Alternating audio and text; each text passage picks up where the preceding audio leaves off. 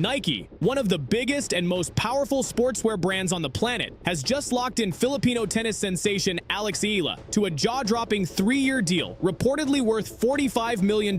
Yes, $45 million. That's elite-level investment money. And we're not talking about a Grand Slam champion at the peak of her career. We're talking about a rising star who is still building her resume. That alone tells you this isn't just about results. This is strategic. Because this doesn't feel like a routine sponsorship deal. This feels like a statement. While Nike is rolling out the red carpet for Eala, they're quietly recalibrating their energy around current world number 1 Aryna Sabalenka. And that's where this story shifts from exciting to dramatic.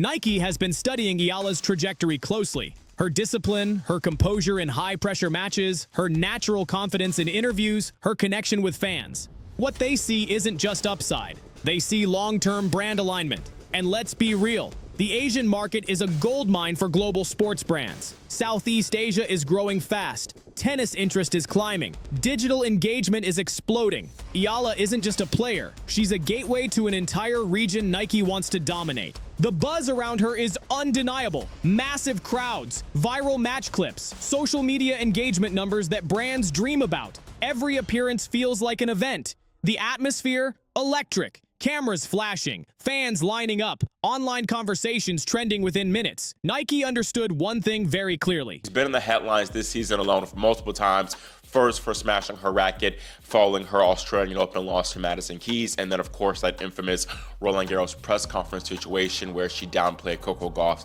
success, and she faced a lot of criticism for that. If they waited, they could lose her. And they've been burned before. When Coco Gauff signed with New Balance, Nike missed out on one of the most marketable young stars in the sport. That decision aged fast. Gauff's brand value skyrocketed, and Nike had to watch from the outside. That memory hasn't faded. So when the opening with Eala appeared, they didn't hesitate. Adidas was circling. New Balance was interested. Other brands were ready to negotiate. Nike moved first and moved aggressively. Now, while neither Nike nor Eala's camp has officially confirmed every contract detail, multiple reports suggest the deal sits around $45 million over 3 years. And that's before bonuses, performance incentives, and global campaign expansions, meaning the total package could climb even higher. And here's the key part.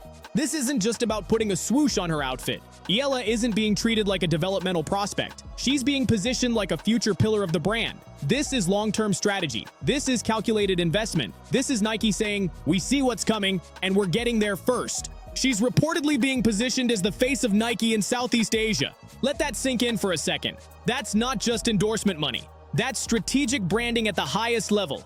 Nike isn't simply sponsoring Alex Eala. They're building around her. They're essentially planting a flag in one of the fastest-growing sports regions in the world and saying, this is our leader here. Southeast Asia represents massive long-term growth, youth population, rising middle class, digital-first audiences, huge social media engagement. Nike sees opportunity, and they see Eala as the bridge to unlock it. From tennis fans, once again, after Aryna Sabalenka said that she would not be getting any star treatment at the Slams next year. I'll discuss whether Aryna is truly being snubbed by the swoosh brand. That kind of role comes with pressure. It comes with visibility. It comes with expectations. But it also comes with elite status.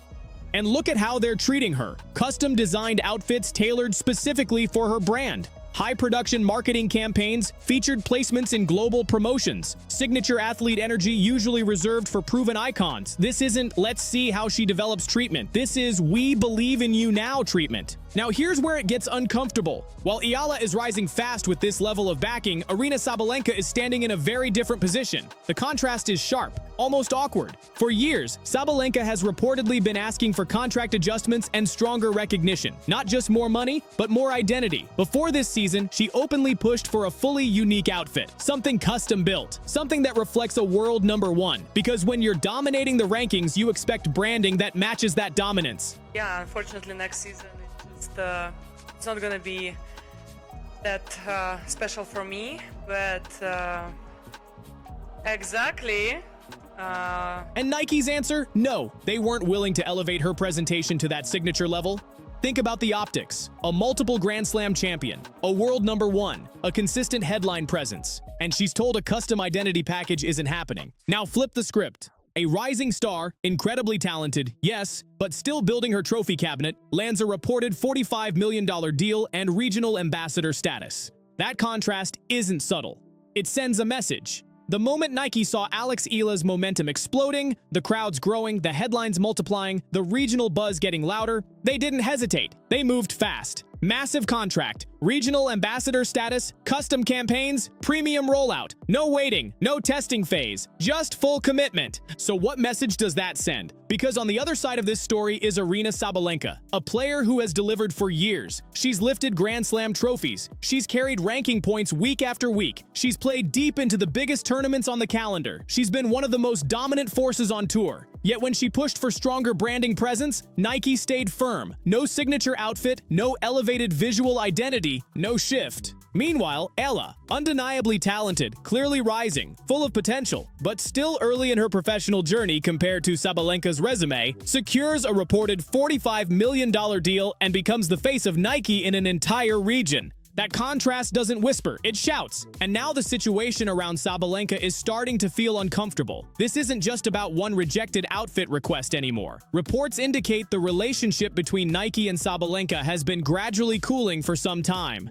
And recently, it escalated. Sabalenka confirmed that Nike will no longer be producing custom-made dresses for her. For a world number one, that's not a small adjustment. That's a signal. She's even hinted that she reached out directly through private messages, trying to keep that signature treatment alive. That suggests she wanted the partnership to work. She wanted alignment. But from what's being reported, the response hasn't shifted. Some insiders are even questioning whether the partnership survives the season.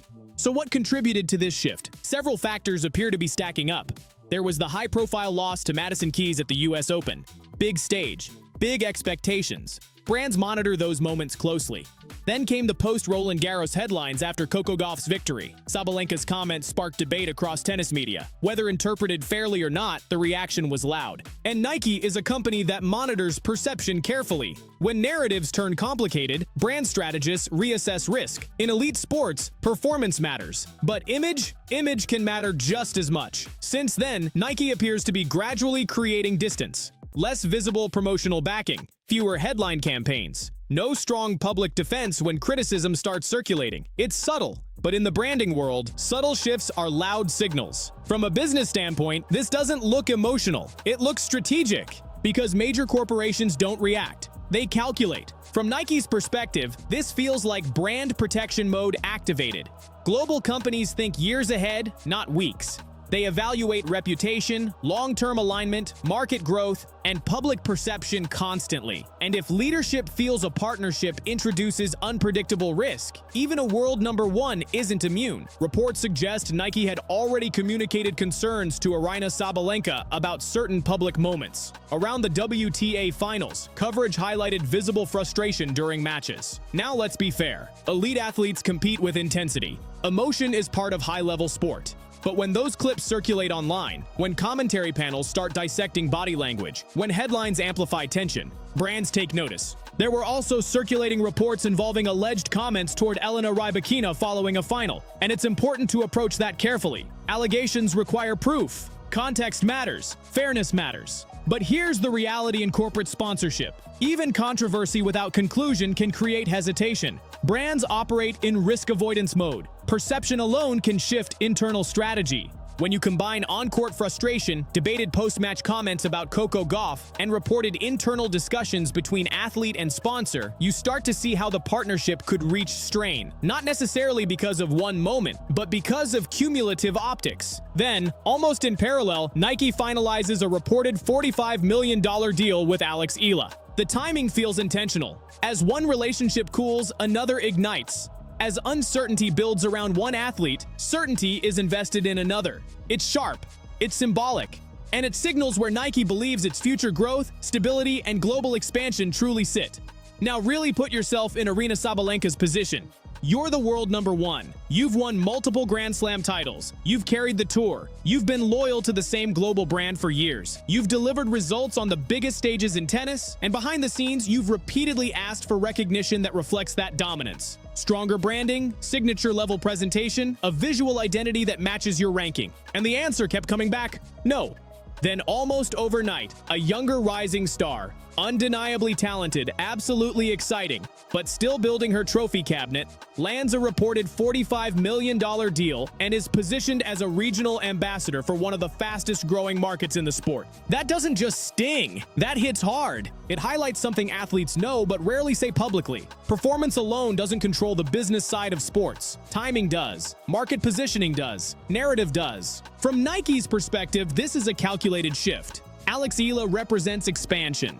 She represents Southeast Asia, a region with massive growth potential, rising tennis engagement, and huge digital audiences. Nike isn't just signing a player, they're planting a long-term growth strategy around her. And this decision goes far beyond forehands and rankings. It's about global influence, brand stability, marketability, media tone, corporate alignment. Companies invest in athletes who they believe can carry their image smoothly across markets without friction. Right now, Nike appears convinced that Eala fits that long-term vision more cleanly. The message feels clear. New chapter, new priority, new regional focus. A reported $45 million commitment isn't experimental. It's decisive. And realistically, it seems increasingly unlikely Sabalenka receives the elevated deal structure she's been pushing for. This could very well mark the final stretch of that partnership. So what comes next for Sabalenka? If this path continues, she'll need to explore other sponsorship avenues. And yes, there are other global brands in tennis, but let's not minimize it. Losing Nike carries financial impact and prestige weight.